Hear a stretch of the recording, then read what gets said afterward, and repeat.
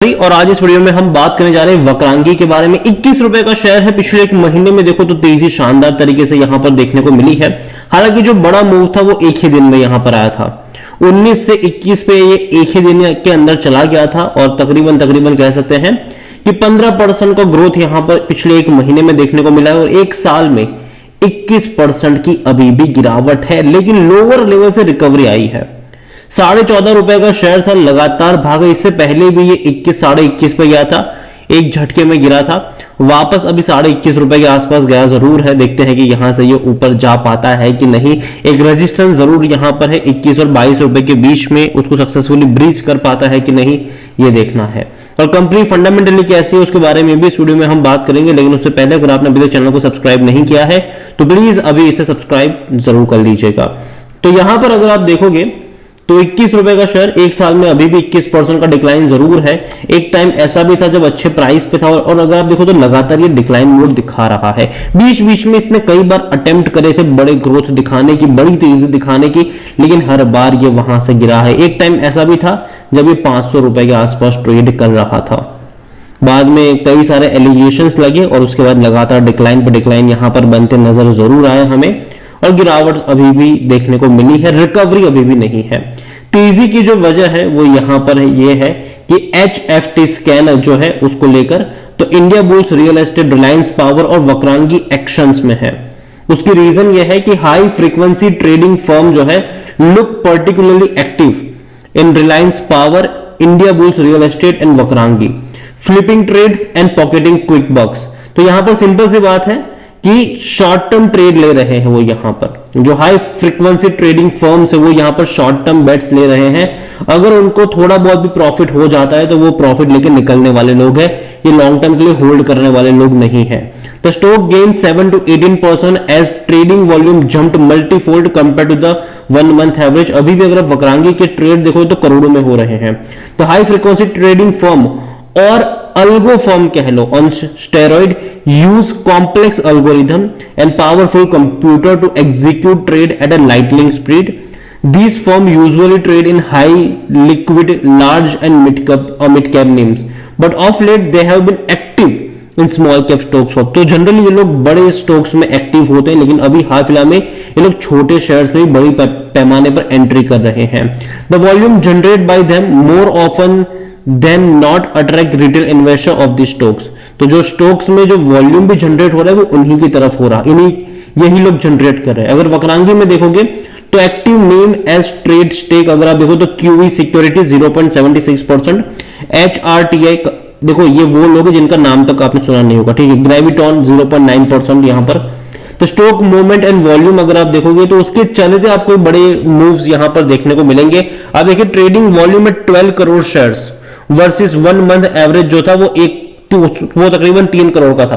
पिछले एक महीने का एवरेज 3 करोड़ का था, जबकि यहां पर 12 करोड़ ट्रेड होते नजर आ गए शेयर्स। यहां पर फंडामेंटल ट्रिगर्ड कोई भी नहीं है। जो शेयर में तेजी आई है कोई भी फंडामेंटल ट्रिगर्ड नहीं है, सिर्फ और सिर्फ स्टॉक को फ्लिप करा जा रहा है यहां पर बड़े बड़े इन अल्गो ट्रेडर्स की वजह से।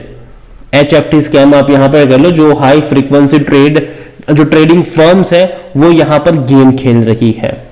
जहां तक बात करें वॉल्यूम तो देखो लास्ट फ्राइडे को यहां पर तकरीबन 7 करोड़ से भी ज्यादा के शेयर ट्रेड हुए थे।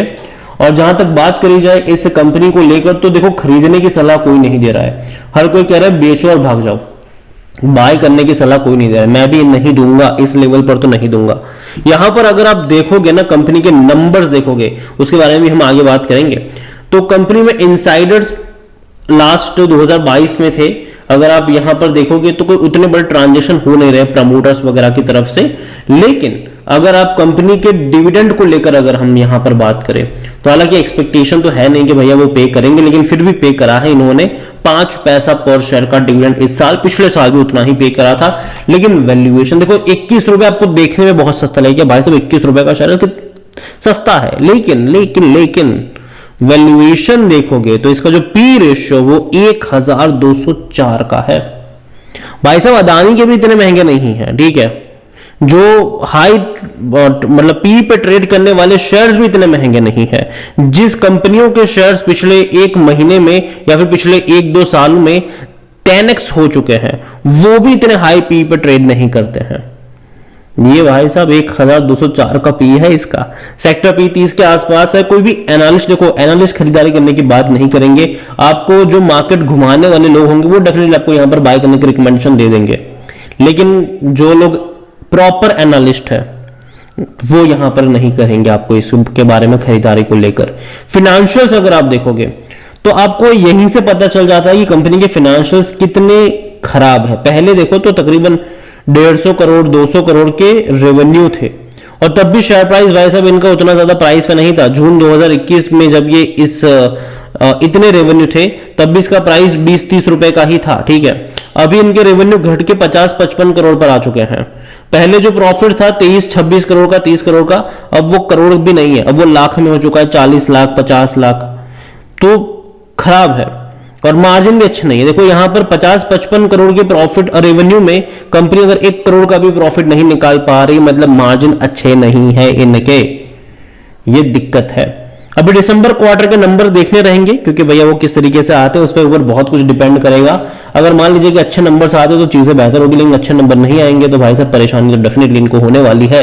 शेयर होल्डिंग को लेकर देखा जाए तो यहाँ पर जो प्रमोटर है उनके पास 42.60% की होल्डिंग है, और प्रमोटर का एक भी शेयर गिरवी नहीं है। कंपनी ऑलमोस्ट डेट फ्री है। जहां तक म्यूचुअल फंड की बात करूं तो उनके पास कुछ भी नहीं है। यहां पर एफआईएल्स बेच रहा है लगातार, 8.25 से घटाकर 3.98 पर आ चुका है एफआईएल्स। डोमेस्टिक के पास 6.29% की होल्डिंग है। एलआईसी एक बहुत बड़ा होल्डर इनमें से है। यहां पर रिटेल और अदर की मिलाकर देखें तो 47.13% की होल्डिंग है, जिनमें से रिटेल इन्वेस्टर 27.65% पर है, अदर पार्टीज 19.47% की होल्डिंग लेकर बैठे हुए हैं। ओवरऑल अगर मैं बात करूं वक्रांगी को लेकर तो देखो यार, मैं उतना ज्यादा ट्रस्ट नहीं कर रहा हूं अभी इस कंपनी के ऊपर, उतना ज्यादा ट्रस्ट नहीं कर रहा हूं।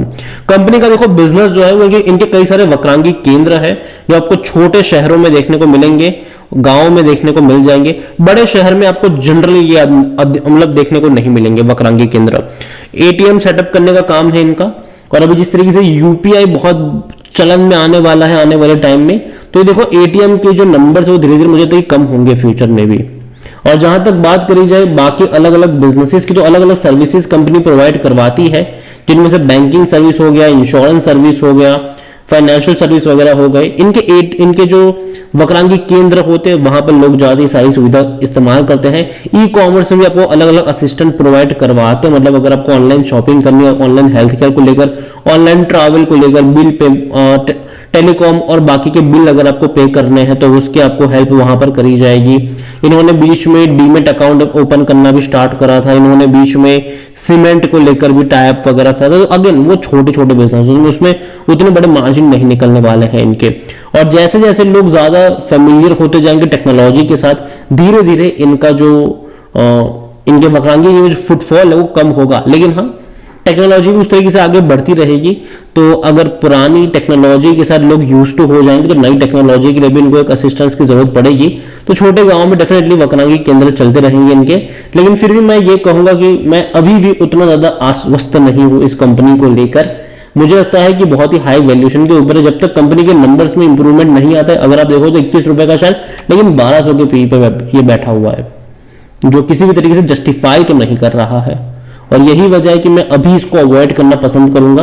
और वक्रांगी को लेकर जब इनके अभी दिसंबर क्वार्टर के नंबर है, एक बार वो देखेंगे कि किस तरीके से आते हैं, उसके बाद कुछ डिसाइड यहां पर करा जाएगा। वीडियो को यहीं पे एंड करूंगा। पसंद आया हो तो लाइक करो, शेयर करो। चैनल अगर पहली बार है तो प्लीज सब्सक्राइब करें। वक्रांगी के बारे में आप क्या सोचते हैं वो भी आप मुझे कमेंट में